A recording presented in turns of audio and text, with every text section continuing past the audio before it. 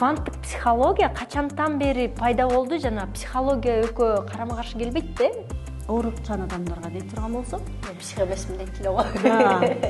кандай чандай болушу мүмкүн. Мен сонун эле адаммын, анан кандайдыр сырттагы адамдар жаман депчи. Биздин квантовый мен полем бар да.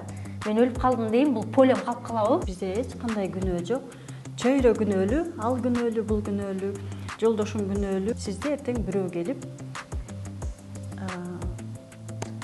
Сексуалдык энергия тууралуу да айттыңыз эле да. биздин маткадан чыккан энергияда көп жакшы нерселер бар. Биз эмнеден жаңылып атабыз, аялдар эмнени көрбөй атат, эмне кылыш керек?